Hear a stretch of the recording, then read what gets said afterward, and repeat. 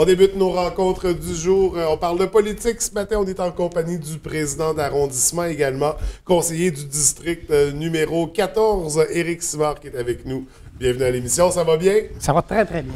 Putain, on va débuter ces temps-ci, on ne peut pas passer à côté. C'est les Jeux olympiques, et d'autant plus qu'on a des athlètes de la région, mais deux de la baie en particulier, à surveiller pendant ces Jeux olympiques à Pyeongchang. On organise une activité spéciale ce midi pour ça. D'ailleurs, ce midi, sur la rue Victoria, en avant du bureau de l'arrondissement, on invite la population à venir participer à une vidéo. Qui va être envoyé aux deux Olympiens, Valérie Maltais en patinage de vitesse et Baptiste Brochu, planchiste. Ça, c'était organisé par Sandra Tremblay et Hélène Martel. C'est eux autres qui ont commencé cette histoire-là. Et ça va se faire ce midi. Puis, en passant, l'arrondissement tient à féliciter nos deux Olympiens, Valérie Maltais et Baptiste Brochu. Et on leur souhaite beaucoup de médailles. Oui, tout à fait. Donc, on est gâtés, là. On a beaucoup de représentants de la région, pour des chanceux d'en avoir de notre arrondissement. J'ai à souligner un petit bonjour à Samuel Girard aussi, qui est de Ferland-et-Boileau. C'est pas pareil, mais c'est très près, ça fait partie de notre territoire. On est très fiers également. Donc, l'invitation, toute la population, à midi, devant le bureau d'arrondissement, donc sur la rue Victoria. On attend combien de personnes pour le plus possible? Je pense que c'est 15 000. Non, on ne le sait pas. Plus on a, mieux c'est. Ça va montrer un intérêt que les gens sont contents d'avoir des participants de notre arrondissement en plus. Tout à fait. Aux Jeux olympiques. Donc, on participe en grand nombre, on invite la population à se présenter. D'ailleurs, on est dans le centre-ville, on va continuer parce qu'il y avait un gros événement en fin de semaine dans le centre-ville, vendredi, samedi, le Festifret. Comment ça s'est déroulé? Premièrement, c'est la deuxième édition du Festifret. Et puis, j'ai parlé à Mme Sophie Bouliane, puis c'était un franc succès. Puis probablement que ça va continuer pour les autres années, parce que c'était vraiment, vraiment bon. Il y a eu des nouveautés aussi, un bar pour les guimauves, il y avait une terrasse hivernale. Ça s'est passé dans le coin du quai de croisière, dans ce coin-là. Oui, parce que les spectacles sont à l'Agora. Le hockey bottine aussi. Oui, il y a le hockey bottine. Alors, il y a un tournoi, comme l'année passée, il y a un tournoi. Oui. Cette année, c'était les gagnants ont été Café Summum. C'est eux autres qui ont gagné le tournoi de hockey. Mais samedi, on ne sait pas si Bénédicte, notre ami Bénédicte, a marqué des buts ou pas. Non, ça, on n'a pas eu d'informations. Mais il me semble que c'est un bon joueur de hockey, Bénédicte. Oui. C'est ça, Festifret, qui dans les nouveautés aussi, ça se déroulait également sur les glaces. Sur les glaces, du côté de l'Anse-à-Benjamin, il y a eu beaucoup d'achalandage. Puis c'était en collaboration avec Contact Nature. Il y a eu beaucoup de monde. Puis plus on a du monde, plus c'est intéressant. Oui. Puis c'était un succès. Donc, une belle grosse deuxième édition. Il y avait un système de navette aussi intéressant pour permettre aux gens l'accès aux glaces. Aux glaces, oui. Parce que, veut pas, le nombre de voitures est limité pour aller sur les glaces. Mais il y a quand même une problématique du côté du centre-ville, parce que là, il fallait se réunir là pour le spectacle, pour prendre la navette. Il y a un problème de stationnement. Ça a été difficile pour certains. Qu'est-ce qui s'en vient à ce niveau-là? Est-ce qu'on a des projets pour On en a deux projets. OK. Le premier projet, ça va être un stationnement pour environ 25 à 30 voitures. OK. L'endroit désigné, c'est en arrière du bureau de poste à Bagotville et de la bijouterie Guérin, le terrain qui est là. Ça va se faire bientôt, d'ailleurs. Il commence à avoir des ententes. Et puis, l'avantage de ça sur la rue Albert, c'est que ça va permettre aux gens de Vidéodéry et puis au commerce de stationner là, ce qui va nous laisser dans le parking en face de la pharmacie Brunette plus de stationnement à courte durée. Oui. Parce que là, on sait que le problème, c'est que les gens, ils passent la journée là. Fait que ça faisait...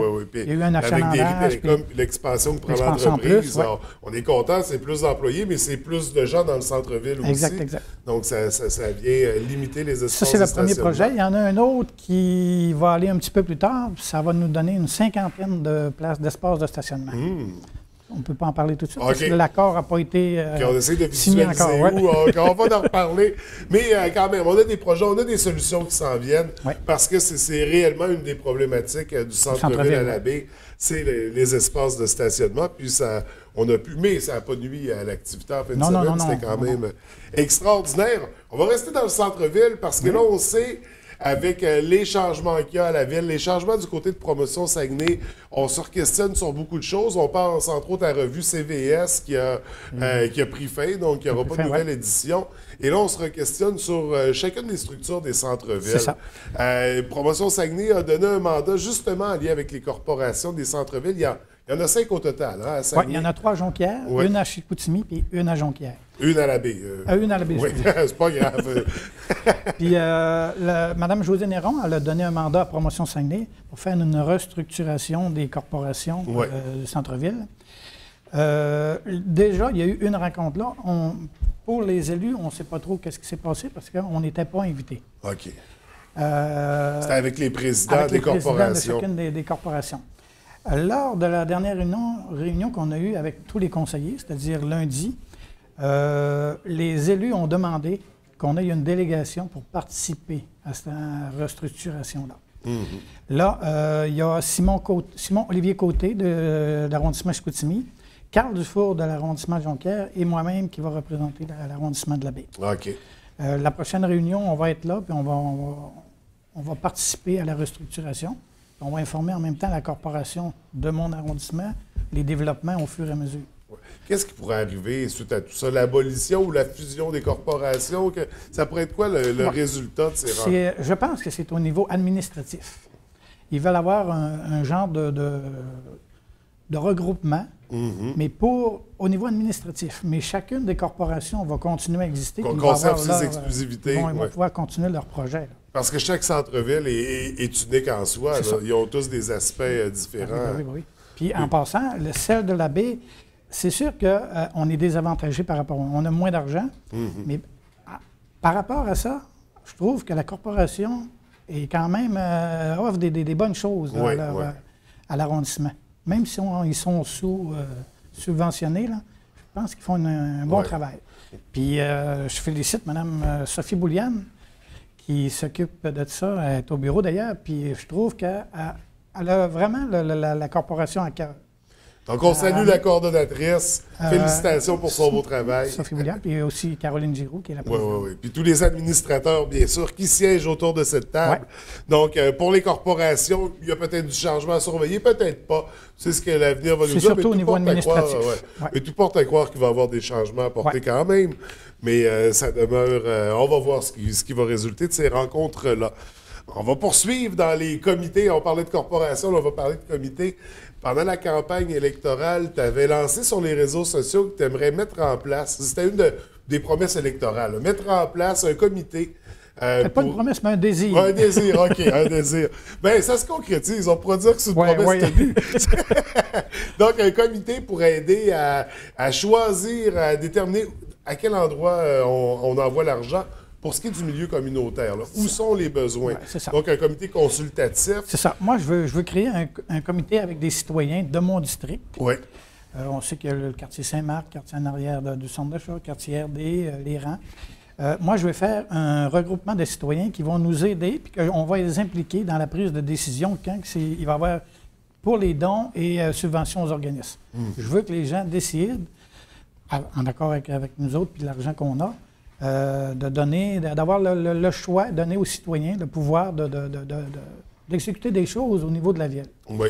Là, ce qui est arrivé, c'est qu'au mois de janvier, M. Harvey et Rénal Simard, les deux autres conseillers, ont rencontré Aurélie Côté et Pierre-Luc Gobeil.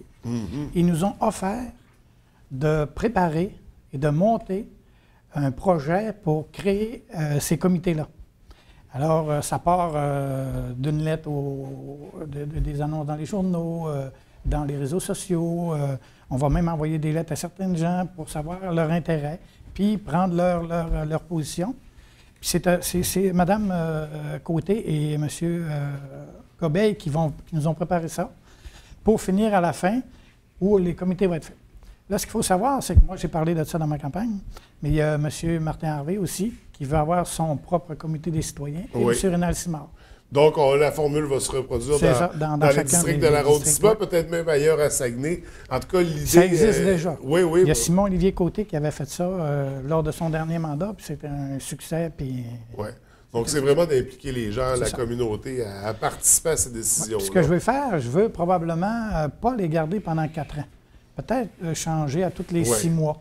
Chacun qui va être là va avoir à trouver un autre un peu le principe d'un conseil d'administration. On fait des élections, ça se renouvelle, Donc, une formule intéressante à surveiller. Si on mettrait ça en place pour quand, ce comité? Bien, c'est Mme Côté et M. Gobet, ils sont en train de préparer ça. Ils vont nous donner ça. Ça commence à la fin de février jusqu'au début du mois d'avril. OK. C'est la période de recrutement. De recrutement, oui. OK. Donc, d'ici le printemps, il devrait naître un comité pour consulter pour les subventions aux organismes. On va poursuivre, on va parler du dossier de la bibliothèque de l'abbé en parallèle de la sauvegarde de l'église Saint-Édouard. On sait, pas au dernier Grand Conseil, mais au précédent, la corporation Patrimoine Saint-Édouard s'était présentée. Il avait réclamé une rencontre, donc une rencontre qui devait avoir lieu, qui avait été reportée au moment où on se parle. Oui. Est-ce qu'elle a eu lieu, cette rencontre-là? Elle a eu lieu vendredi passé. OK. On a rencontré les élus de l'abbé avec la mairesse, Mme Néron, et Jean-François Boivin, le directeur de la ville, et aussi M. Potvin, Michel Potvin, qui fait partie du comité des finances. OK. Il était là avec le comité. Puis là, il a été convenu qu'on allait faire une autre étude. Pourquoi? Parce que la dernière étude date de quelques années.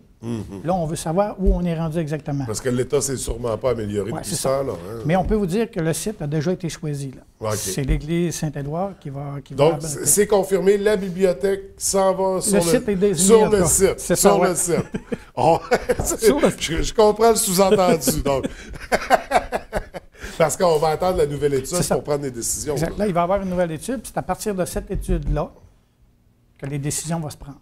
Mme Néron a offert un budget pour créer un concours architectural à travers le Québec pour avoir le plus de projets possible qui va nous aider à faire le projet de la restructuration, à la conservation de l'Église et de la bibliothèque en même temps.